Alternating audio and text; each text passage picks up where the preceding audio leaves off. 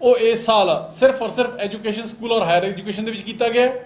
इस तरीके दे नाल हैल्थ एंड फैमिली वेलफेयर दे विच पिछले साल यह 3822 सी, इस बारी 4731 करोड़ की प्रोविजन की गई। 24% ये इजाफा किया गया, जिस दे विच पहले पड़ाव दे विच ही 15 अगस्त को 75 ਜਿਹੜੇ ਮੁਹੱਲਾ ਕਲੀਨਿਕ ਨੇ ਉਹ ਬਣਾਏ ਜਾ ਰਹੇ ਨੇ। 2 state of the art college ਜਿਹੜੇ ਹਸਪੀਟਲਸ ਨੇ ਉਹ ਪੰਜਾਬ ਦੇ ਵਿੱਚ ਬਣਾਏ ਜਾ ਰਹੇ ਨੇ ਤੇ ਅਗਲੇ 3 ਸਾਲਾਂ ਦੇ ਵਿੱਚ 3 ਹੋਰ ਬਣਾਏ ਜਾਣਗੇ। ਔਰ ਜਿਹੜੇ 16 ਨਵੇਂ ਮੈਡੀਕਲ ਕਾਲਜ ਨੇ ਜਿਹੜੇ ਉਹ ਪ੍ਰਪੋਜ਼ ਕੀਤੇ ਗਏ ਨੇ। ਸੋਸ਼ਲ ਵੈਲਫੇਅਰ ਐਂਡ ਜਸਟਿਸ ਦੇ ਵਿੱਚ 13% ਦਾ ਵਾਧਾ ਕਰਦੇ ਹੋਏ 6562 ਤੋਂ 7437 ਕਰੋੜ ਰੁਪਏ ਦਾ। इंडस्ट्रीज एंड कॉमर्स दे विच 2136 करोड़ तो वधा के 3163 करोड़ यानी कि वॉपिंग 48% का वाधा जिहड़ा वो कीता गया। और इहदे नाल ही एक कमीशन एस्टैबलिश किया जाएगा, जिहड़ा कमीशन दे विच मैंबर्स इंडस्ट्रीलिस्ट और व्यापारी होणगे ते वो अपने फैसले और मसले खुद हल करनगे। Food and supplies and consumer affairs दे विच 941 करोड़ रुपए पिछले साल तो वधा के 1423 करोड़ यानी कि 51% का वाधा, जिहड़ा कि एक साडी कमिटमेंट सी कि घर घर असीं आटा जिहड़ा वो पहुँचावांगे। इहदे विच प्रोविजन होएगी लोकां नूं कि लोकां ने आटा चूज करना या कणक चूज करनी है, उन्हां दी मर्जी होएगी। एम्पलॉयमेंट जनरेशन दे विच इसे तरीके नाल 129 करोड़ तो वधा के 170 करोड़ 32% का इजाफा। स्पोर्ट्स एंड यूथ सर्विसिज दे विच 52% का इजाफा किया गया, 147 करोड़ तो वधा के 223 करोड़ के नाल। मैडिकल एजुकेशन एंड रिसर्च दे विच 660 करोड़ तो वधा के 1033 यानी कि 57% का, क्योंकि हेल्थ और मैडिकल एजुकेशन जो है ये साडे पार्टी का मुख्य एजेंडा है, क्योंकि एजुकेशन के नाल ही देश नूं और समाज नूं बेहतर बनाया जा सकता है। इस तरीके दे नाल टैक्नीकल एजुकेशन दे विच 434 करोड़ तो वधा के 641 करोड़ यानी कि 48% का इजाफा जिहड़ा वो इस साल दे विच कीता गया। लॉ एंड ऑर्डर दे उपर 8728 करोड़ तो वधा के 9449 यानी कि 8% का इजाफा किया गया। एग्रीकल्चर दे विच 3% का इजाफा किया गया, 11233 करोड़ तो वधा के 11559 करोड़। और इस तो अलावा ਜਿਹੜੇ DSR और यानी कि डायरैक्ट सीडिंग ऑफ राइस सीधी बिजाई और मूंग की प्रोक्योरमेंट वास्ते 516 करोड़ रुपए की एडिशनल प्रोविजनिंग की गई है। इस तरीके नाल इंफ्रास्ट्रक्चर कैपिटल एक्सपेंडिचर के उपर तकरीबन 10,600 करोड़ रुपए जिहड़ा वो खर्च किया जाएगा। और लोकल गवर्नमेंट के उपर 5237 करोड़ तो वधा के 6336 करोड़ यानी कि 21% का इजाफा जिहड़ा ये किया गया है। ये मैं तुहानूं फिगर्स इस करके दस रहा क्योंकि ये वो की सैक्टर्स ने जिहड़े कि हरेक पक्षों हरेक आम व्यक्ति की जिंदगी दे नाल जुड़े हुए ने। और ये उन्हां हालातां दे विच ये इजाफे किए गए ने, जबकि जिवें तुहानूं पहलां दस के हटिया कि करजे की पंड है जिहड़ी ओह बेतहाशा वधी हुई है। मैक्सिमम जिहड़ा रेवन्यू है जिन्ना पैसा जनरेट हुंदा है ओह कमिटेड लाइबिलिटीज़ दे विच तनख्वाहां पेंशनां और जिहड़ी करजे की पंड है उहदी ब्याज दे विच निकल जाता है। तकरीबन 66,000 करोड़ रुपया सिर्फ और सिर्फ उसे दे विच चला जाता है। सो मेरे कहण दा मतलब अज तुहाडे रूबरू होण दा मतलब और मकसद और इस तो अलावा जिहड़े जॉब जनरेशन का जिहदे बारे विरोधी मैं समझदा कि जिन्ना 5 सालों के परफॉर्म नहीं कर सके हैगे ਉਹ आम आदमी पार्टी ने पहले 3 महीनों के 100 दिनों के ही वो अचीव कर लिया कि जिस दे तहत नवीं भर्तियां 26,454 भर्तियां के लिए 714 करोड़ रुपए की इस बजट के विच प्रोविजन की गई है। और इस दे नाल जिहड़ी रैगूलराइजेशन होनी है 36,000 मुलाजमां की उहदे लई 540 करोड़ की प्रोविजन यानी कि सिर्फ और सिर्फ इस 1 साल दे विच नव्या नौजवानों की 26,000 नौजवानों की भर्ती के लिए और जिहड़े पुराने कॉन्ट्रैक्चुअल वगैरह चल रहे हैं उन्होंने रैगूलराइजेशन के लिए 1254 करोड़ रुपए की प्रोविजनिंग है जिहड़ी वो की गई है। इस तरीके दे नाल पावर दे विच 300 यूनिट बिजली है जिहड़ी ओह 1 जुलाई तो शुरू हो जानी है, जिस दे नाल 80% पंजाब के घरां दा हाउस होल्ड्स नूं सीधा बैनीफिट होण जा रहा है। और ये सारा कुछ बेसिकली फिस्कल प्रूडेंस दे नाल कीता जा रहा है। फिस्कल प्रूडेंस की तुहानूं 1-2 एग्जाम्पल्स दईए कि जिस तरीके दे नाल MLAs एक्स MLAs नूं पेंशन ਦੀ ਇੱਕ ਬਹੁਤ ਵੱਡੀ ਵਾਈਟ ਕਾਲਰਡ ਰੌਬਰੀ ਜਿਹੜੀ ਹੋ ਰਹੀ ਸੀਗੀ, ਚਿੱਟ ਕਪੜੀਆ ਡਾਕੇ ਜਿਹੜੇ ਪੰਜਾਬ ਦੇ ਲੋਕਾਂ ਦੇ ਉੱਪਰ, ਉਹਨਾਂ ਦੀ ਜੇਬਾਂ ਦੇ ਉੱਪਰ ਪੈ ਰਹੇ ਸੀਗੇ, ਜਿਸ ਦੇ ਤਹਿਤ 2016 ਅਕਤੂਬਰ ਦੇ ਵਿੱਚ ਉਸ ਸਮੇਂ ਦੀ ਸਰਕਾਰ ਅਕਾਲੀ ਦਲ ਔਰ ਆਪੋਜੀਸ਼ਨ ਕਾਂਗਰਸ ਨੇ ਇੱਕ ਫੈਸਲਾ ਕਰ ਲਿਆ ਰਲ ਮਿਲ ਕੇ ਕਿ ਕਿਉਂਕਿ ਹੁਣ ਆਮ ਆਦਮੀ ਪਾਰਟੀ ਦੀ 2017 ਦੇ ਵਿੱਚ ਹਨੇਰੀ ਚੱਲਦੀ ਹੈ ਔਰ ਸਾਰਿਆਂ ਨੇ ਸਾਬਕਾ ਹੋ ਜਾਣਾ ਹੈ, ਮਲਟੀਪਲ ਪੈਨਸ਼ਨ ਦਾ ਕਾਨੂੰਨ ਪਾਸ ਕਰ ਲਿਆ, ਜਿਸ ਦੀ ਵਜ੍ਹਾ ਕਰਕੇ ਜਿੰਨੀਆਂ ਟਰਮਸ ਐਮਐਲਏ ਰਹੂਗਾ ਕੋਈ ਵਿਅਕਤੀ ਔਰ ਫਿਰ ਐਕਸ ਹੋਊਗਾ, ਉਹਨੂੰ ਉਨੀਆਂ ਪੈਨਸ਼ਨ ਜਿਹੜੀਆਂ ਉਹ ਮਿਲਣਗੀਆਂ। ਪਿਛਲੇ ਤਕਰੀਬਨ 5.25 ਸਾਲਾਂ ਦੇ ਵਿੱਚ ਬਹੁਤ ਸਾਰੇ ਇਹੋ ਜਿਹੇ ਕਾਂਗਰਸ ਦੇ ਔਰ ਅਕਾਲੀ ਦਲ ਦੇ ਸੀਨੀਅਰ ਲੀਡਰਸ ਹੈਗੇ ਜਿਹੜੇ ਕਿ 6-6 7-7 5-5 ਪੈਨਸ਼ਨ ਨੇ ਜਿਹੜੀਆਂ ਲੈ ਚੁੱਕੇ ਨੇ। ਔਰ ਇਸ ਇੱਕ ਫੈਸਲੇ ਦੇ ਨਾਲ ਜੋ ਆਮ ਆਦਮੀ ਪਾਰਟੀ ਦੀ ਮਾਨ ਸਾਹਿਬ ਦੀ ਸਰਕਾਰ ਨੇ ਕੀਤਾ, ਰੈਵਨਿਊ ਇੰਨਾ ਕੁ ਬਚੇਗਾ ਕਿ ਜਿਵੇਂ ਸਰਦਾਰ ਪ੍ਰਕਾਸ਼ ਸਿੰਘ ਜੀ ਬਾਦਲ ਉਹ ਹੁਣ 5 ਵਾਰ ਦੇ ਮੁੱਖ ਮੰਤਰੀ ਔਰ 11 ਵਾਰ ਐਮਐਲਏ ਰਹਿ ਚੁੱਕੇ ਨੇ, ਸਾਬਕਾ ਹੋ ਚੁੱਕੇ ਨੇ ਕਿਉਂਕਿ ਇਲੈਕਸ਼ਨ ਹਾਰ ਗਏ ਸੀਗੇ। ਜੇ ਅਸੀਂ ਇਹ ਕਾਨੂੰਨ ਨਾ ਬਣਾਉਂਦੇ ਤੇ 11 ਪੈਨਸ਼ਨ ਨੇ ਜਿਹੜੀਆਂ ਉਹਨਾਂ ਨੂੰ ਮਿਲਣੀਆਂ ਸੀਗੀਆਂ। ਔਰ ਇਹ ਸਾਰੇ ਦਾ ਸਾਰਾ ਜਿਹੜਾ ਫਿਸਕਲ ਪ੍ਰੂਡੈਂਸ ਮੀਨਸ ਵੀ ਜੇ ਤੁਸੀਂ ਕਿਵੇਂ ਪੈਸੇ ਨੂੰ ਬਚਾਉਨੇ ਹੋ ਔਰ ਕਿਵੇਂ ਪੈਸਾ ਜਿਹੜਾ ਵਿਅਰਥ ਜਾ ਰਿਹਾ ਹੈ, ਜਿਹੜਾ ਵੇਸਟ ਹੋ ਰਿਹਾ ਹੈ, ਉਹਨੂੰ ਕਿਵੇਂ ਬਚਾਇਆ ਜਾਂਦਾ ਹੈ, ਉਹਦੀਆਂ ਇੱਕ ਦੋ ਐਗਜ਼ਾਮਪਲਸ ਮੈਂ ਤੁਹਾਨੂੰ ਦੱਸਣਾ ਚਾਹੂੰਗਾ ਕਿ ਜਿਸ ਤਰੀਕੇ ਦੇ ਨਾਲ GST ਦੇ ਵਿੱਚ ਮੇਜਰ ਇੰਪਰੂਵਮੈਂਟ ਹੈ ਜਿਹੜੀ ਉਹ ਹੋਣ ਜਾ ਰਹੀ ਹੈ, ਜਿਸ ਦੇ ਤਹਿਤ ਤਕਰੀਬਨ 54% ਦੇ ਕਰੀਬ ਜਿਹੜਾ GST ਦਾ 20,550 ਕਰੋੜ ਅਸੀਂ ਟਾਰਗੇਟ ਕਰ ਰਹੇ ਹਾਂ, ਜਿਹੜਾ ਕਿ ਪਹਿਲਾਂ ਪਿਛਲੇ ਸਾਲ 16,200 ਕਰੋੜ ਸੀਗਾ, ਜਿਹੜਾ ਕਿ ਤਕਰੀਬਨ 27% ਦਾ ਇਜ਼ਾਫਾ ਹੈ। ਇਸੇ ਤਰੀਕੇ ਦੇ ਨਾਲ ਐਕਸਾਈਜ਼ ਦੇ ਸ਼ਰਾਬ ਦੇ ਵਿੱਚ 6200 ਕਰੋੜ ਤੋਂ ਇਹ 9600 ਕਰੋੜ ਯਾਨੀ ਕਿ ਤਕਰੀਬਨ 54-55% ਦੀ ਐਡੀਸ਼ਨ ਹੈ ਜਿਹੜੀ ਉਹ ਹੋਣ ਜਾ ਰਹੀ ਹੈ।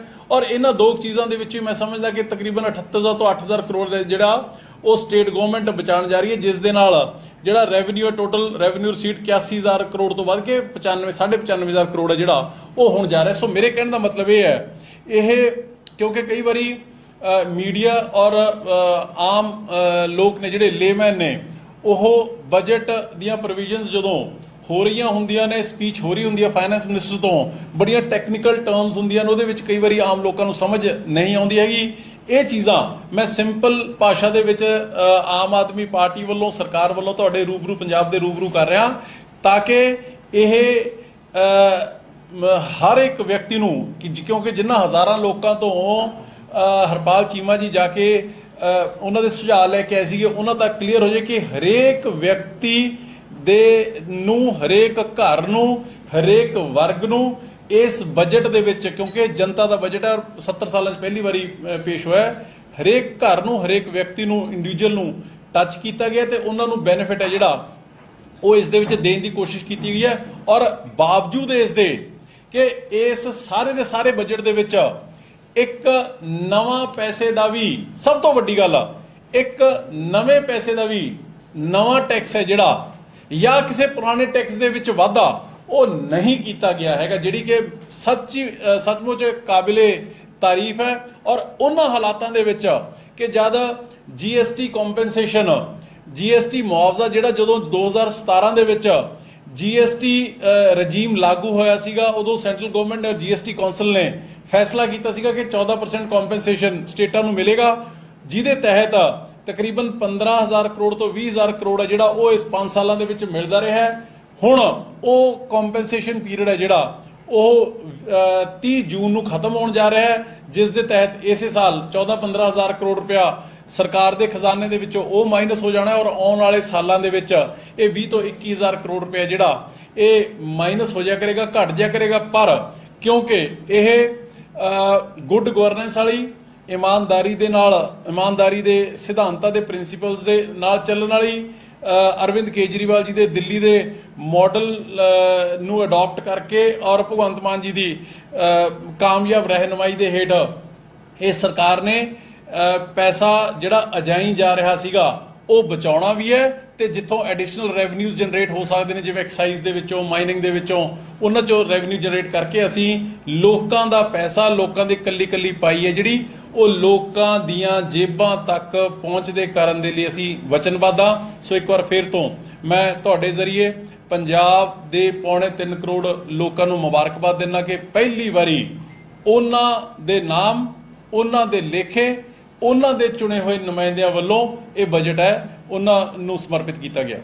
ਇੱਕ ਸਵਾਲ ਹੈ ਜੀ 1000 ਰੁਪਇਆ ਵੂਮਨਸ ਦੀ ਗਾਰੰਟੀ ਸੀ, ਉਹਦੇ ਵਿੱਚ ਜ਼ਿਕਰ ਹੈ ਇਸ ਬਜਟ 'ਚ? ਨਹੀਂ, ਉਹਦੇ ਵਿੱਚ ਉਹਦਾ ਬਜਟ ਜਿਹੜਾ ਜ਼ਿਕਰ ਹੈ ਉਹ ਇਸ ਬਜਟ ਦੇ ਵਿੱਚ ਨਹੀਂ ਹੈ ਜੀ। ਜਿਵੇਂ ਮੈਂ ਤੁਹਾਨੂੰ ਪਹਿਲਾਂ ਹੀ ਦੱਸ ਕੇ ਹਟਿਆ ਕਿ ਜਿਸ ਤਰੀਕੇ ਦੀ ਪ੍ਰੀਕੇਰੀਅਸ ਫਾਈਨੈਂਸ਼ੀਅਲ ਕੰਡੀਸ਼ਨ ਪੰਜਾਬ ਦੀ ਅੱਜ ਬਣੀ ਹੋਈ ਹੈ, ਜਿਸ ਦੇ ਤਹਿਤ ਜੇ ਆਪਾਂ ਡੈਟ ਦੀ ਗੱਲ ਕਰ ਲਈਏ, ਕਰਜ਼ੇ ਦੀ ਗੱਲ ਕਰ ਲਈਏ, ਤਾਂ ਸਾਰੇ ਮੁਲਕ ਨਾਲੋਂ ਕਰਜ਼ਾ ਪੰਜਾਬ ਦੇ ਸਿਰ ਵੱਧ ਹੈ। ਸਭ ਤੋਂ ਵੱਧ ਕਮਿਟਡ ਲਾਇਬਿਲਿਟੀਜ਼ ਦੇ ਵਿੱਚ ਜੇ ਕਿਤੇ ਖਰਚਾ ਹੋ ਰਿਹਾ ਹੈ ਤਾਂ ਉਹ ਪੰਜਾਬ ਦੇ ਵਿੱਚ ਹੋ ਰਿਹਾ ਹੈ। ਤੇ ਹਰ ਸਾਲ, ਇਸ ਸਾਲ 15-16 ਹਜ਼ਾਰ ਕਰੋੜ ਰੁਪਇਆ, ਆਉਣ ਵਾਲੇ ਸਾਲਾਂ ਦੇ ਵਿੱਚ 20 ਤੋਂ 21 ਹਜ਼ਾਰ ਕਰੋੜ ਰੁਪਇਆ ਹਰ ਸਾਲ ਘਟ ਜਾਇਆ ਕਰਨਾ ਹੈ ਸਿਰਫ GST ਕੰਪਨਸੇਸ਼ਨ ਖਤਮ ਹੋਣ ਦੀ ਵਜ੍ਹਾ ਕਰਕੇ। ਦੇਖੋ, ਪਲੀਜ਼ ਟਰਾਈ ਟੂ ਅੰਡਰਸਟੈਂਡ, ਜਿਹੜਾ ਪੈਸੇ ਦਾ ਕੰਮ ਤਾਂ ਪੈਸੇ ਨੇ ਕਰਨਾ ਜੀ। ਅਲਟੀਮੇਟਲੀ ਜਦੋਂ ਤੱਕ ਪੈਸਾ ਆਏਗਾ ਨਹੀਂ ਉਦੋਂ ਤੱਕ ਉਹ ਲੋਕਾਂ ਤੱਕ ਜਾਏਗਾ ਕਿਵੇਂ? ਅਸੀਂ ਇਹਨਾਂ ਹਾਲਾਤਾਂ ਦੇ ਵਿੱਚ, ਤੁਸੀਂ ਪਲੀਜ਼ ਐਪਰੀਸ਼ੀਏਟ ਕਿ ਇਹਨਾਂ ਹਾਲਾਤਾਂ ਦੇ ਵਿੱਚ ਜਦ ਇੰਨੀ ਵੱਡੀ ਭਾਰੀ ਕਰਜ਼ੇ ਦੀ ਪੰਡ ਹੈ ਔਰ ਹੋਰ ਵਧਣ ਜਾ ਰਹੀ ਹੈ ਉਹ, ਕਿਉਂਕਿ GST ਕੰਪਨਸੇਸ਼ਨ ਬੰਦ ਹੋ ਜਾਣਾ ਹੈ, ਉਹਨਾਂ ਹਾਲਾਤਾਂ ਦੇ ਵਿੱਚ ਅਸੀਂ ਸਾਰੀਆਂ ਦੇ ਸਾਰੀਆਂ ਸਬਸਿਡੀਜ਼ ਪਹਿਲਾਂ ਵਾਲੀਆਂ, ਚਾਹੇ ਉਹ ਐਗਰੀਕਲਚਰ ਸੈਕਟਰ ਨੂੰ ਹੋਵੇ, ਚਾਹੇ ਉਹ SCBC ਸੈਕਟਰ ਨੂੰ ਹੋਵੇ, ਚਾਹੇ ਉਹ ਇੰਡਸਟਰੀਅਲ ਸੈਕਟਰ ਨੂੰ ਹੋਵੇ, ਅਸੀਂ ਉਹ ਕੰਟੀਨਿਊ ਕਰ ਰਹੇ ਹਾਂ। ਨਵਾਂ ਟੈਕਸ ਕੋਈ ਅਸੀਂ ਲਗਾ ਨਹੀਂ ਰਹੇ। 300 ਯੂਨਿਟ ਬਿਜਲੀ ਹੈ ਜਿਹੜੀ, ਉਹ ਅਸੀਂ ਅਗਲੇ ਮਹੀਨੇ ਤੋਂ, ਅੱਜ ਤੋਂ 4 ਦਿਨ ਬਾਅਦ ਉਹ ਅਸੀਂ ਸ਼ੁਰੂ ਕਰਨ ਜਾ ਰਹੇ ਹਾਂ।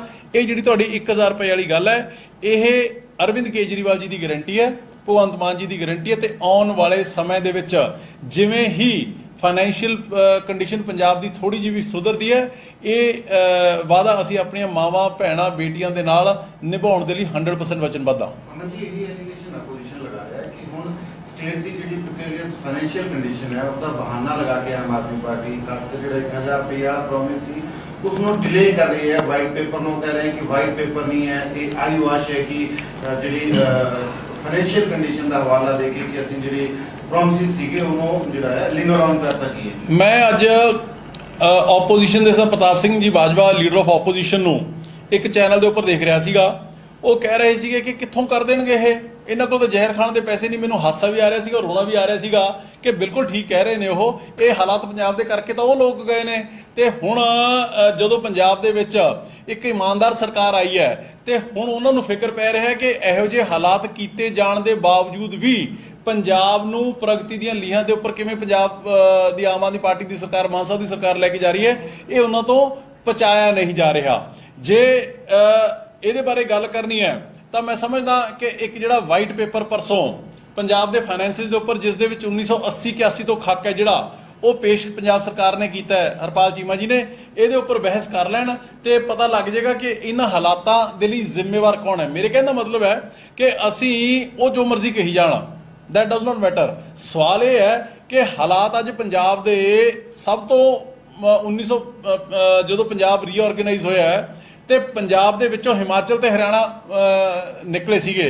ਅੱਜ ਉਹ ਸਟੇਟਾਂ ਨੇ ਜਿਹੜੀਆਂ ਉਹ ਪੰਜਾਬ ਨੂੰ ਹਰ ਪੈਰਾਮੀਟਰ ਦੇ ਵਿੱਚ ਉਹ ਪਿੱਛੇ ਛੱਡ ਚੁੱਕੀਆਂ। ਇਹਦੇ ਲਈ ਜ਼ਿੰਮੇਵਾਰ ਕੌਣ ਹੈ? ਸੋ ਮੇਰੇ ਕਹਿਣ ਦਾ ਮਤਲਬ ਇਹ ਹੈ ਕਿ ਉਹ ਜਿਹੜਾ ਕਾਂਗਰਸ ਪਾਰਟੀ ਦਾ ਜਾਂ ਅਕਾਲੀ ਦਲ ਦਾ ਜਾਂ ਜਿਹੜੇ ਸੋ ਕਾਲਡ ਵਿਰੋਧੀ ਤੁਸੀਂ ਗੱਲ ਕਰਦੇ ਹੋ, ਉਹਨਾਂ ਦੇ ਮਾਡਲ ਨੇ, ਉਹਨਾਂ ਦੀਆਂ ਪਾਰਟੀਆਂ ਦੇ ਮਾਡਲ ਨੇ ਪੰਜਾਬ ਨੂੰ ਅੱਜ ਸਭ ਤੋਂ ਨਿਚਲੇ ਪਾਇਦਾਨ ਦੇ ਉੱਪਰ ਪਹੁੰਚਾ ਦਿੱਤਾ। ਮੇਰੀ ਉਹਨਾਂ ਨੂੰ ਹੱਥ ਬੰਨ੍ਹ ਕੇ ਬੇਨਤੀ ਹੈ ਕਿ ਕਿਰਪਾ ਕਰਕੇ, ਸਾਨੂੰ ਸਿਰਫ 100 ਦਿਨ ਹੋਏ ਨੇ, ਅਸੀਂ ਤੁਹਾਡੇ ਵਾਂਗੂ ਨਹੀਂ ਹੈਗੇ ਕਿ ਅਖੀਰਲੇ 100 ਦਿਨਾਂ 'ਚ ਕੰਮ ਕਰਦੇ ਹਾਂ। ਸਾਡੀ ਸਰਕਾਰ ਫਰੋਮ ਡੇ 1 ਕੰਮ ਕਰ ਰਹੀ ਹੈ ਤੇ ਜਿਹੜੀਆਂ ਉਹ ਚੀਜ਼ਾਂ ਕਹਿ ਰਹੇ ਨੇ, ਇਹ ਚਾਹੇ 1000 ਰੁਪਏ ਦੀ ਗੱਲ ਹੈ, 1000 ਰੁਪਏ ਤੋਂ ਇਲਾਵਾ ਹੋਰ ਦੱਸੋ ਪੈਂਡਿੰਗ ਕੀ ਰਹਿ ਗਿਆ ਜੀ? ਆਉਣ ਵਾਲੇ ਦਿਨਾਂ ਦੇ ਵਿੱਚ ਇਹ ਵੀ ਇਨ ਬਿਨ ਲਾਗੂ ਕੀਤਾ ਜਾਏਗਾ। ਰੈਵਨਿਊ ਜਨਰੇਸ਼ਨ ਦੀ ਗੱਲ ਕਰ ਰਹੇ ਹਾਂਜੀ, ਕਹਿ ਰਹੇ ਕਿ ਰੈਵਨਿਊ ਜਨਰੇਟ ਕਰਨ ਨੂੰ ਲੈ ਕੇ ਜਿਸ ਤਰੀਕੇ ਦੇ ਪ੍ਰੋਮਿਸ ਆਮ ਆਦਮੀ ਪਾਰਟੀ ਕਰਦੀ ਸੀ ਪਹਿਲੇ ਕਿ ਅਸੀਂ ਰੈਵਨਿਊ ਜਨਰੇਟ ਕਰਾਂਗੇ ਮਾਈਨਿੰਗ ਤੋਂ, ਲੀਕਰ ਤੋਂ, ਉਹ ਚੀਜ਼ਾਂ ਨੇ, ਉਸ ਨੂੰ ਲੈ ਕੇ ਜਿਹੜਾ ਕੋਈ ਕਲੀਅਰ ਏਜੰਡਾ ਜਿਹੜਾ ਨਜ਼ਰ ਨਹੀਂ ਆ ਰਿਹਾ ਆਮ ਆਦਮੀ ਪਾਰਟੀ ਸਰਕਾਰ। ਨਹੀਂ, ਮੇਰਾ ਸਵਾਲ ਇਹਨਾਂ ਦੀ ਐਡ ਹੈ, ਇਹਨਾਂ ਦੀ ਐਡ ਹੈ ਕਿ ਇੱਕ ਚੀਜ਼ ਨੂੰ ਕਿਸੇ ਵੀ ਸਟੇਟ ਦੀ ਇੱਕ ਰੈਵਨਿਊ ਜਨਰੇਸ਼ਨ ਦਾ ਇੱਕ ਪਾਰਟ ਹੁੰਦਾ ਕਿ ਚਾਹੇ ਮਾਈਨਿੰਗ ਹੋਏ, ਲੀਕਰਸ ਹੋ और GST कलेक्शन की डिपेंड कर क्या कोई ऐसा हम चलो एक टीम ने सोचा है कि अपन इन तीन चीज़ां खास कर माइनिंग की गल करिए, लीकर्स की गल करिए, GST कलेक्शन दो चीज़ां दसे भी टारगेट है साडा कुछ पार्ट हैगा भी स्टेट जनरेट कितों करे। मैं ਤੁਹਾਨੂੰ ਤਿੰਨ ਚੀਜ਼ਾਂ ਦੱਸ ਦਿੱਤੀਆਂ ਜੀ, ਮੈਂ ਦੁਬਾਰਾ ਰਿਪੀਟ ਕਰਦਾ ਜਿਹੜੀ GST ਦੀ ਕਲੈਕਸ਼ਨ ਹੈ ਉਹ ਪਿਛਲੇ ਸਾਲ 16,200 ਕਰੋੜ ਸੀਗੀ, ਅਸੀਂ ਇਸੇ ਇੱਕ ਸਾਲ ਦੇ ਵਿੱਚ ਉਹਨੂੰ 20,550 ਕਰੋੜ ਯਾਨੀ ਕਿ ਤਕਰੀਬਨ 4300 ਕਰੋੜ ਰੁਪਇਆ ਹੋਰ ਐਡੀਸ਼ਨਲ ਅਸੀਂ ਟਾਰਗੇਟ ਕਰ ਰਹੇ ਹਾਂ ਕਿ 4300 ਕਰੋੜ ਰੁਪਇਆ ਸਿਰਫ ਔਰ ਸਿਰਫ GST ਤੋਂ ਅਸੀਂ ਐਡੀਸ਼ਨਲ ਕਮਾਵਾਂਗੇ, ਜਿਹੜਾ ਕਿ 27% ਹੈ, 27% ਇਨਕਰੀਜ਼ ਹੈ। ਨੰਬਰ 1। ਨੰਬਰ 2, ਐਕਸਾਈਜ਼ ਸ਼ਰਾਬ ਦੇ ਵਿੱਚੋਂ ਲਾਸਟ ਈਅਰ ਇਹਨਾਂ ਨੇ ਜ਼ੋਰ ਮਾਰ ਕੇ 6200 ਕਰੋੜ ਤੱਕ ਲੈ ਕੇ ਗਏ ਸੀਗੇ, ਅਸੀਂ ਇਸ ਸਾਲ ਟਾਰਗੇਟ ਕਰ ਰਹੇ ਹਾਂ ਇਹਨਾਂ 9 ਮਹੀਨਿਆਂ ਦੇ ਵਿੱਚ ਇਹ 9648 ਕਰੋੜ ਯਾਨੀ ਕਿ 55% ਦਾ ਐਡੀਸ਼ਨਲ ਇਨਕਰੀਜ਼ ਹੈ ਜਿਹੜਾ ਉਹ ਅਸੀਂ ਟਾਰਗੇਟ ਕਰ ਰਹੇ ਹਾਂ ਕਿ ਅਸੀਂ ਅਚੀਵ ਕਰਾਂਗੇ।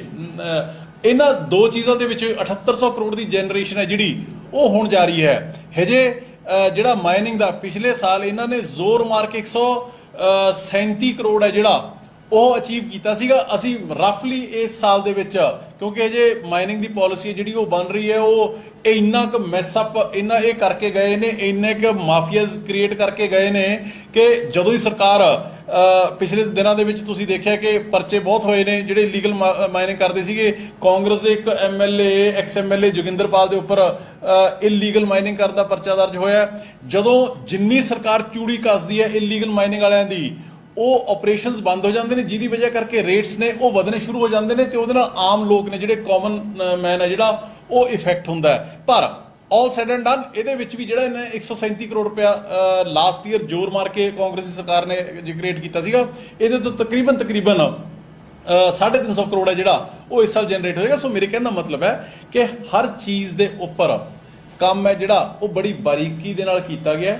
ਪੂਰੀ ਦੀ ਪੂਰੀ ਸਰਕਾਰ ਲੈਡ ਬਾਈ ਸਰਦਾਰ ਭਗਵੰਤ ਸਿੰਘ ਜੀ ਮਾਨ ਉਹਨਾਂ ਨੇ ਸਿਰ ਜੋੜ ਕੇ ਪੰਜਾਬ ਦੇ ਖਜ਼ਾਨੇ ਨੂੰ ਜਿਹੜਾ ਕਿ ਪਿਛਲੀਆਂ ਸਰਕਾਰਾਂ ਪੀਪਾ ਬਣਾ ਗਈਆਂ ਸੀਗੀਆਂ ਉਹਨੂੰ ਮੁੜ ਖਜ਼ਾਨਾ ਬਣਾਉਣ ਦਾ ਕੰਮ ਹੈ ਜਿਹੜਾ ਸ਼ੁਰੂ ਹੋ ਚੁੱਕਿਆ ਹੈ।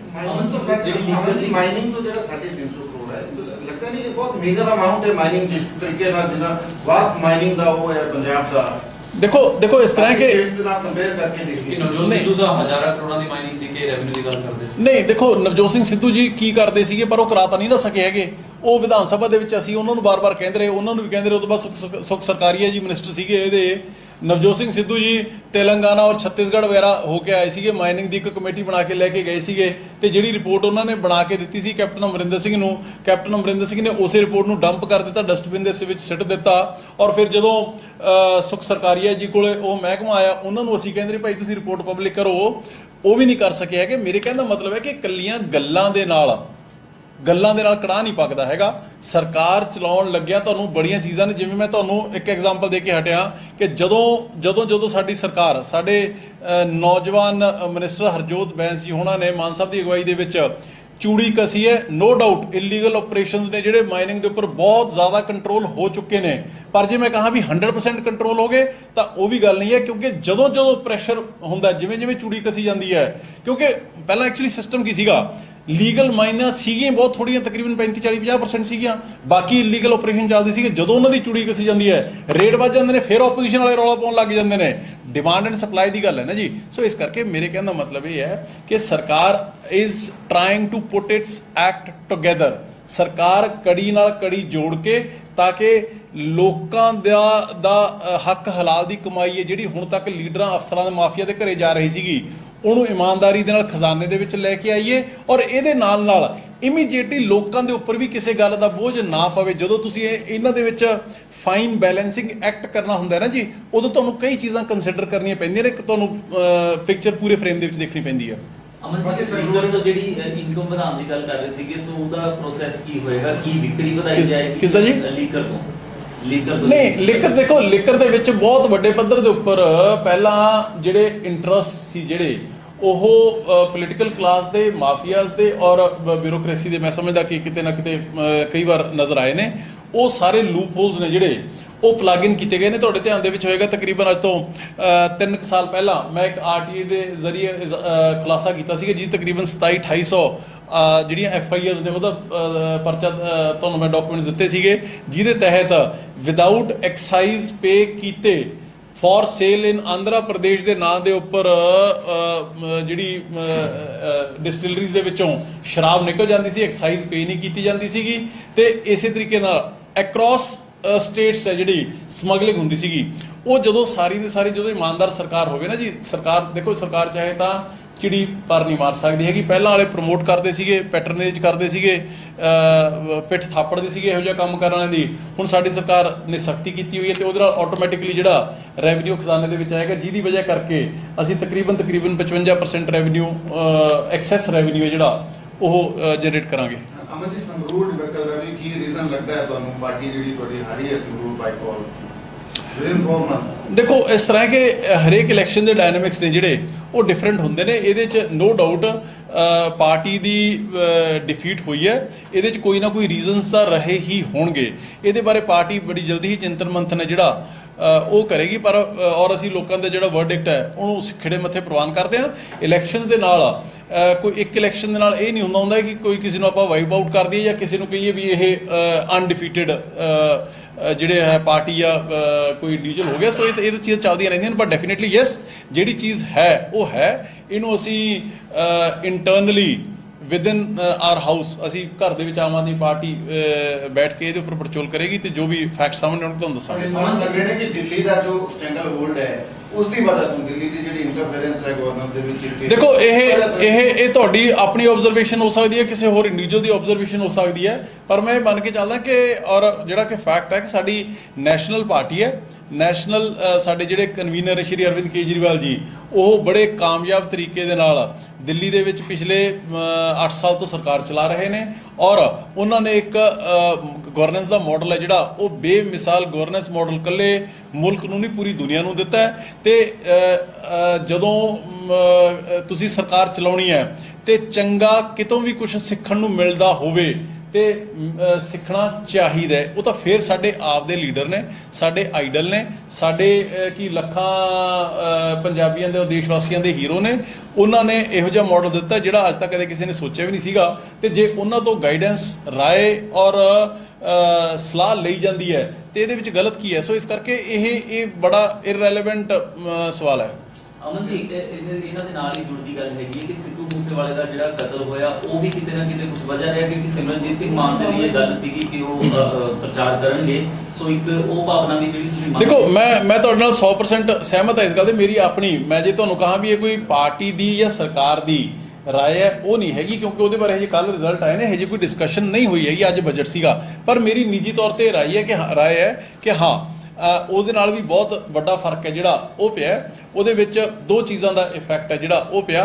ਇੱਕ ਤਾਂ ਜਿਹੜਾ ਯੂਥ ਸੀਗਾ, ਯੂਥ ਸਿਮਰਨਜੀਤ ਸਿੰਘ ਮਾਨ ਦੇ ਨਾਲ ਜੁੜ ਗਿਆ ਔਰ ਜਿਹੜੇ ਸ਼ਹਿਰੀ ਅਰਬਨ ਲੋਕ ਸੀਗੇ ਉਹ ਬੀਜੇਪੀ ਵੱਲ ਥੋੜ੍ਹਾ ਜਿਹਾ ਇਸ ਚੀਜ਼ ਦੇ ਨਾਲ ਟਿਲਟ ਹੋਏ ਨੇ, ਜਿਹਦੀ ਵਜ੍ਹਾ ਕਰਕੇ ਸਾਨੂੰ ਥੋੜਾ ਨੁਕਸਾਨ ਹੋਇਆ। ਮੇਰੀ ਆਪਣੀ ਇੰਡੀਵਿਜੂਅਲ ਆਬਜ਼ਰਵੇਸ਼ਨ ਹੈ, ਮੈਂ ਗਲਤ ਵੀ ਹੋ ਸਕਦਾ। ਸਿਮਰਨਜੀਤ ਸਿੰਘ ਮਾਨ ਓਪਨ ਪ੍ਰੋਟੈਗਨਿਸਟ ਨੇ ਖਾਲਿਸਤਾਨ ਦੇ, ਇਹਨੂੰ ਕਿੱਦਾਂ ਦੇਖਦੇ ਹੋ ਤੁਸੀਂ? ਸੰਗਰੂਰ ਦੇ ਵਿੱਚ ਜਿਹੜਾ ਇਹਨਾਂ ਦੀ ਜਿੱਤ ਹੋਈ ਹੈ ਉਸ ਦੇ ਵਿੱਚ ਦੇਖੋ ਮੈਂ ਤਾਂ ਖੈਰ ਇਲੈਕਸ਼ਨ ਤੋਂ ਪਹਿਲਾਂ ਹੀ ਕਹਿ ਦਿੱਤਾ ਸੀਗਾ ਕਿ ਇਹ ਤਾਂ ਲੋਕਾਂ ਨੇ ਦੇਖਣਾ ਹੈ ਕਿ ਉਹਨਾਂ ਨੇ ਕਿਸ ਨੂੰ ਚੂਜ਼ ਕਰਨਾ ਹੈ। ਸਵਾਲ ਇਹ ਨਹੀਂ ਹੈ ਕਿ ਅੱਜ ਕੌਣ ਜਿੱਤਿਆ ਔਰ ਕੌਣ ਹਾਰਿਆ। ਸਵਾਲ ਇਹ ਹੈ ਕਿ ਕਿਸ ਆਈਡੀਓਲੋਜੀ ਨੂੰ ਅਸੀਂ, ਨੋ ਡਾਊਟ ਮੈਂ ਫਿਰ ਦੁਬਾਰਾ ਕਹਿਣਾ ਕਿ ਹੱਥ ਜੋੜ ਕੇ ਆਮ ਆਦਮੀ ਪਾਰਟੀ ਵੱਲੋਂ ਸੰਗਰੂਰ ਲੋਕਾਂ ਦੇ ਹਲਕੇ ਦੇ ਲੋਕਾਂ ਦਾ ਜਿਹੜਾ ਫਤਵਾ ਹੈ ਉਹ ਸਿਰ ਮੱਥੇ ਪ੍ਰਵਾਨ ਹੈ। ਪਰ ਡੈਫੀਨੇਟਲੀ ਇਲੈਕਟੋਰੇਟ ਨੂੰ, ਲੋਕ ਜਿਹੜੇ ਸਰਕਾਰਾਂ ਲੀਡਰਾਂ ਨੂੰ ਚੁਣਦੇ ਨੇ, ਇਹ ਜ਼ਰੂਰ ਧਿਆਨ ਦੇ ਵਿੱਚ ਰੱਖਣਾ ਚਾਹੀਦਾ ਕਿ ਕਿਸ ਆਈਡੀਓਲੋਜੀ ਨੂੰ ਆਪਾਂ ਪ੍ਰਮੋਟ ਕਰ ਰਹੇ ਹਾਂ। ਸਿਮਰਨਜੀਤ ਸਿੰਘ ਮਾਨ ਫਰੋਮ ਡੇ 1 ਆਪਾਂ ਨੂੰ ਸਾਰਿਆਂ ਨੂੰ, ਕਿ ਸਾਰੀ ਦੁਨੀਆ ਨੂੰ ਕਲੀਅਰ ਹੈ, ਪਰ ਚਲੋ ਇਹਦੇ 'ਚ ਕੀਤਾ ਕੀ ਜਾ ਸਕਦਾ। ਸਾਡੇ ਸੰਗਰੂਰ ਦੇ ਲੋਕ ਨੇ ਜਿਹੜੇ ਉਹ ਇਮੋਸ਼ਨਲ ਲੋਕ ਨੇ, ਕਈ ਵਾਰੀ ਇਮੋਸ਼ਨਸ ਦੇ ਨਾਲ ਫੈਸਲਾ ਜਿਹੜਾ ਉਹ ਕਰ ਜਾਂਦੇ ਨੇ। ਪਰ ਮੈਂ ਸਮਝਦਾ ਕਿ ਇਹ ਤਾਂ ਹਰੇਕ ਉਹਨਾਂ ਦੇ ਜੋ ਫੈਸਲਾ ਕੀਤਾ ਸਾਨੂੰ ਤਾਂ ਸਿਰ ਮੱਥੇ ਪ੍ਰਵਾਨ ਹੈ। ਸਰਕਾਰ ਬਣਨ ਤੋਂ ਪਹਿਲਾਂ ਅਰਵਿੰਦ ਕੇਜਰੀਵਾਲ ਕਈ ਚੈਨਲਾਂ ਨੂੰ ਇੰਟਰਵਿਊ ਦਿੰਦੇ ਨੇ, ਉਹਦੇ ਵਿੱਚ ਕਹਿੰਦੇ ਨੇ ਕਿ ਕੁਝ ਆંકੜਿਆਂ ਦਾ ਜ਼ਿਕਰ ਕਰਦੇ ਨੇ ਕਿ ਮੈਂ ਇੱਥੋਂ ਪੈਸੇ ਕੱਢੂੰਗਾ, ਮੈਂ ਇੱਥੋਂ ਪੈਸੇ ਕੱਢੂੰਗਾ ਔਰ 1000 ਰੁਪਏ ਮਹਿਲਾਵਾਂ ਨੂੰ ਦਊਂਗਾ, ਘਰ ਜਿਹੜਾ ਰਾਸ਼ਨ ਪਹੁੰਚਾਊਂਗਾ ਐਂਡ ਜਿਹੜੀ ਵੀ ਗਾਰੰਟੀ ਸੀਗੀਆਂ ਉਹ ਸਾਰੀ ਸ਼ੋਅ ਕਰ ਰਹੀ ਸੀ। ਉਹ ਆંકੜਾ ਕਿੱਥੇ ਕੰਮ ਆਇਆ ਆਪਣੇ? ਨਹੀਂ, ਕਿਉਂ ਨਹੀਂ ਸੁਣੋ, ਆંકੜਾ ਤੁਹਾਡੇ ਕੰਮ ਆਇਆ ਕਿਉਂਕਿ ਤੁਸੀਂ ਕਹਿ ਰਹੇ ਹੋ ਕਿ 1000 ਰੁਪਏ ਦੀ ਗਾਰੰਟੀ ਅਗਲੇ ਸਾਲ ਤੱਕ ਗੱਲ ਚਲੇਗੀ। ਨਹੀਂ, ਸੁਣੋ, ਇਹ ਜ਼ਰੂਰੀ ਨਹੀਂ ਹੁੰਦਾ ਕਿ ਹਰੇਕ ਚੀਜ਼ ਤੁਸੀਂ ਬਜਟ ਦੇ ਉੱਪਰ ਹੀ ਕਰਦੇ ਹੋ। ਤੁਸੀਂ ਜੇ ਗਵਰਨਮੈਂਟ ਫੈਸਲਾ ਕਰ ਲੇ ਤਾਂ ਮਿਡ ਟਰਮ ਵੀ ਕੀਤਾ ਜਾ ਸਕਦਾ। ਨੰਬਰ 1, ਮੈਂ ਤੁਹਾਨੂੰ ਸਾਰੀਆਂ ਫਿਗਰਸ ਨੇ ਜਿਹੜੀਆਂ ਉਹ ਦਿੱਤੀਆਂ ਨੇ ਕਿ ਪੰਜਾਬ ਦੇ ਇਸ ਸਮੇਂ ਵਿੱਤੀ ਹਾਲਾਤ ਕੀ ਨੇ, ਕਰਜ਼ੇ ਦੀ ਪੰਡ ਕਿੰਨੀ ਹੈ, ਕਿੰਨਾ ਰੈਵਨਿਊ ਆ ਰਿਹਾ ਹੈ ਤੇ ਕਿੰਨਾ ਖਰਚਾ ਜਾ ਰਿਹਾ ਹੈ। ਉਹਨਾਂ ਹਾਲਾਤਾਂ ਦੇ ਵਿੱਚ ਭਾਈ ਸਾਹਿਬ ਜੇ ਅਸੀਂ 300 ਯੂਨਿਟ ਬਿਜਲੀ ਹਰ ਘਰ ਨੂੰ, ਜਿਹਦੇ ਨਾਲ 80% ਲੋਕ ਸਿੱਧਾ ਬੈਨੀਫਿਟ ਹੋ ਰਹੇ ਨੇ, ਨੰਬਰ 1। ਔਰ ਉਸ ਤੋਂ ਬਾਅਦ ਰਾਸ਼ਨ ਦੀ ਆਟੇ ਦੀ ਹੋਮ ਡਿਲੀਵਰੀ ਅਸੀਂ ਆਉਣ ਵਾਲੇ ਦਿਨਾਂ ਦੇ ਵਿੱਚ ਸ਼ੁਰੂ ਕਰਨ ਜਾ ਰਹੇ ਹਾਂ। ਤੇ ਮੈਂ ਸਮਝਦਾ ਕਿ ਇਹ ਵੀ ਕੋਈ ਛੋਟੀ ਅਚੀਵਮੈਂਟ ਨਹੀਂ ਹੈ। ਜਿਹੜੀ ਗੱਲ ਤੁਸੀਂ ਕਹੀ ਹੈ 1000 ਰੁਪਏ ਵਾਲੀ, ਅਸੀਂ ਕਮਿਟਡ ਕੱਲ ਵੀ ਸੀ, ਅੱਜ ਵੀ ਹਾਂ ਤੇ ਕੱਲ ਨੂੰ ਵੀ ਹੋਵਾਂਗੇ। ਕੋਈ ਦੇਰ ਸਵੇਰ ਜ਼ਰੂਰ ਥੋੜੀ ਜ਼ਰੂਰ ਹੋ ਸਕਦੀ ਹੈ, ਪਰ ਅਸੀਂ ਆਪਣੇ ਵਾਅਦੇ ਨੂੰ 100% ਆਉਣ ਵਾਲੇ ਸਮੇਂ ਦੇ ਵਿੱਚ ਪੂਰਾ ਕਰਾਂਗੇ। ਪਰ ਧੂੜ ਚੋਕਣ ਦੀ ਗੱਲ ਕੀਤੀ ਜਾ ਰਹੀ ਹੈ, ਜਿਹਦੇ ਵਿੱਚ ਕਿਹਾ ਜਾ ਰਿਹਾ ਕਿ ਦਰੁਗੇ ਦੇ ਵੱਲੋਂ ਧੂੜ ਚੋਕੀ ਗਈ ਹੈ, ਭਾਵੇਂ ਉਹ 300 ਯੂਨਿਟ ਦੇਣ ਦੀ ਗੱਲ ਕੀਤੀ ਜਾਵੇ, ਕਿਉਂਕਿ 300 ਯੂਨਿਟ ਤੇ ਬਿਜਲੀ ਮੰਤਰੀ ਦਾ ਜਦੋਂ ਬਿਆਨ ਸਾਹਮਣੇ ਆਉਂਦਾ ਤਾਂ ਕਿਲੋਵਾਟ ਜਿਹੜੇ ਨੇ ਉਹਨਾਂ ਦੇ ਵੱਲੋਂ ਦੱਸੇ ਜਾਂਦੇ ਨੇ। ਦੇਖੋ ਜਿਹੜੇ ਧੂੜ ਚੋਕਣ ਵਾਲੀ ਤਾਂ ਗੱਲਾਂ ਇਹ ਕਿਸੇ ਪੰਜਾਬੀ ਨੇ ਤਾਂ ਨਹੀਂ ਕਿਹਾ ਉਹਨੇ, ਜਿਹੜੇ ਲੀਡਰ ਨੇ ਜਿਨ੍ਹਾਂ ਦੀ ਦੁਕਾਨਦਾਰੀ ਬੰਦ ਕਰਤੀ ਉਹ ਜ਼ਰੂਰ ਕਹਿੰਦੇ ਹੋਣਗੇ, ਸੋ ਉਹਨਾਂ ਨੂੰ ਸਾਨੂੰ ਮੈਟਰ ਨਹੀਂ ਕਰਦੇ। ਪੁਆਇੰਟ ਜ਼ਰੂਰ ਹੈਗਾ ਜਿਹੜੀ ਉਹ ਕੇਵੀ ਵਾਲੀ ਹੈਗੀ ਨਾ ਗੱਲ ਵਿੱਚ, ਕਿਉਂਕਿ ਜਿਸ ਟਾਈਮ ਦੇ ਵਿੱਚ ਇਲੈਕਸ਼ਨ ਦੇ ਵਿੱਚ ਗੱਲ ਕੀਤੀ ਗਈ ਸੀ, ਉਦੋਂ ਕੀਤੀ ਗਈ ਸੀ ਵੀ ਸਾਰਿਆਂ ਦੇ ਲਈ 300 ਯੂਨਿਟ ਦਿੱਤੀ ਜਾਵੇ। Sir please try to understand, ਇਹਦੇ ਨਾਲ ਵੀ 80% ਲੋਕਾਂ ਨੂੰ ਬੈਨੀਫਿਟ ਹੋ ਰਿਹਾ ਹੈ। 1% ਕਿਲੋਵਾਟ 1 ਹੈ ਜਾਂ 2 ਹੈ, ਜਦੋਂ ਮੈਂ ਤੁਹਾਨੂੰ ਕਹਿ ਰਿਹਾ ਵੀ 1% ਦੇ ਨਾਲ ਵੀ 80% ਲੋਕਾਂ ਨੂੰ ਫਾਇਦਾ ਹੋ ਰਿਹਾ ਹੈ। ਤੁਸੀਂ ਜਿਹੜੇ ਲੋਐਸਟ ਸਟ੍ਰੈਟਾ ਆਫ ਸੋਸਾਇਟੀ ਹੈਗੇ, ਤੁਸੀਂ ਉਹਨਾਂ ਨੂੰ ਬੈਨੀਫਿਟ ਦਿੰਦੇ ਹੁੰਦੇ ਹੋ ਜੀ। ਆਪਣਾ ਗੁਰੂ ਗ੍ਰੰਥ ਸਾਹਿਬ 'ਚ ਲਿਖਿਆ ਹੈ ਕਿ ਗੁਰੂ ਕੀ ਗੋਲਕ ਗਰੀਬ ਕਾ ਮੂੰਹ। ਸਭ ਤੋਂ ਪਹਿਲਾ ਐਡਵਾਂਟੇਜ ਹੈ ਜਿਹੜਾ ਤੁਸੀਂ ਉਹ ਸਭ ਤੋਂ ਜਿਹੜਾ ਲੋਐਸਟ ਸਟ੍ਰੈਟਾ ਆਫ ਸੋਸਾਇਟੀ ਹੈਗਾ, ਸਭ ਤੋਂ ਜਿਹੜਾ ਦਬਿਆ ਕੁਚਲਿਆ, ਜਿਹੜਾ ਲਾਈਨ ਦੇ ਅਖੀਰ ਦੇ ਵਿੱਚ ਬੰਦਾ ਖੜਾ ਹੈ, ਤੁਸੀਂ ਪਹਿਲਾਂ ਉਸੇ ਨੂੰ ਐਡਵਾਂਟੇਜ ਦਿਓਗੇ ਨਾ ਜੀ। ਫਿਰ ਜਿਵੇਂ ਜਿਵੇਂ ਤੁਹਾਡੀ ਫਿਸਕਲ ਹੈਲਥ ਇੰਪਰੂਵ ਹੁੰਦੀ ਜਾਏਗੀ, ਅਸੀਂ ਕਿਹੜਾ ਨਾ ਘਰਾਂ ਨੂੰ ਪੈਸਾ ਲੈ ਕੇ ਜਾਣਾ ਤੇ ਨਾ ਕਿਸੇ ਨੂੰ ਲਿਜਾਣ ਦੇਣਾ, ਅਸੀਂ ਤਾਂ ਲੋਕਾਂ ਦੀ ਜੇਬਾਂ 'ਚ ਹੀ ਪਾਉਣਾ। ਸੋ ਬਹੁਤ ਬਹੁਤ ਧੰਨਵਾਦ ਜੀ, ਥੈਂਕ ਯੂ ਸੋ